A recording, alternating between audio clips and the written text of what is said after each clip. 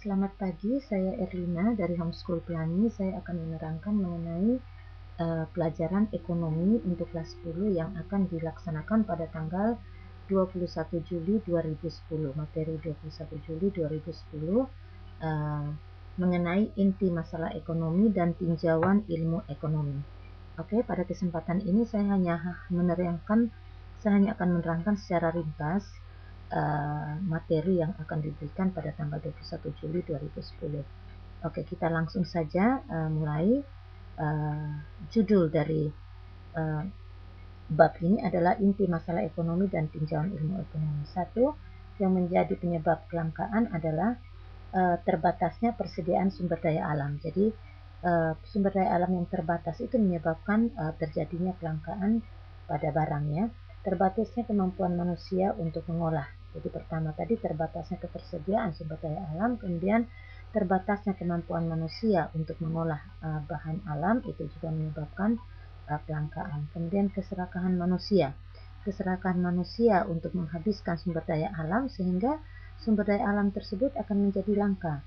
Yang keempat, kebutuhan manusia meningkat lebih cepat daripada kemampuan untuk menemukan sumber atau pemuas kebutuhan yang baru. Jadi kebutuhan manusia meningkat dengan cepat, kemampuan menemukan sumber itu tidak secepat kebutuhan manusia itu, sehingga terjadilah kelangkaan. Jadi itu ada 4 penyebab kelangkaan tadi ya. Kemudian masalah ekonomi, masalah pokok ekonomi yang klasik. Apa sih masalah klasik? Masalah klasik itu ya dari dulu sampai sekarang masalahnya itu juga. Jadi pertama masalah produksi, kedua masalah distribusi, dan ketiga masalah konsumsi. Jadi ada 3 yang menjadi pokok masalah pokok ekonomi yang klasik ya. Sedangkan untuk masalah pokok ekonomi modern itu apa dan berapa barang dan jasa yang dihasilkan ya. Kemudian bagaimana cara memproduksi, siapa pelaku produksi, dan untuk siapa barang dan jasa itu diproduksi. Itu untuk masalah-masalah ekonomi, masalah pokok ekonomi yang modern ya.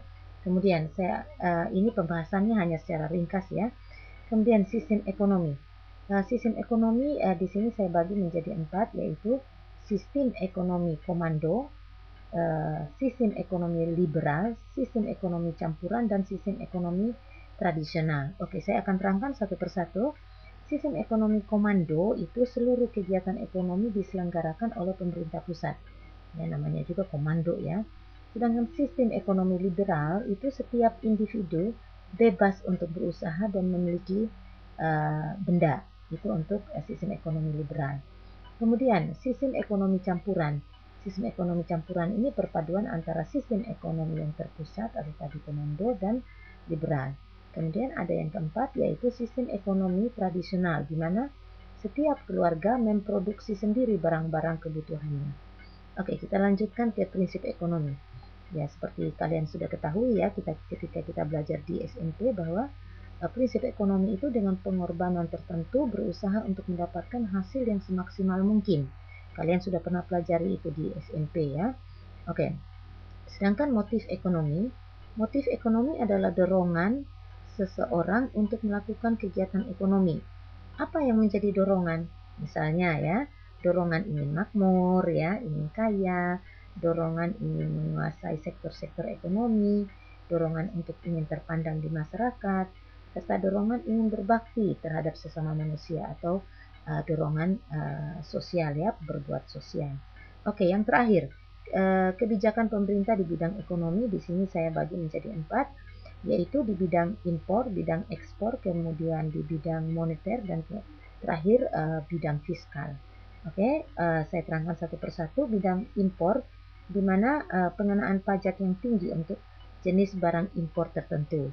Kemudian bidang ekspor, pengenaan pajak ekspor yang rendah untuk beberapa jenis barang yang akan diekspor.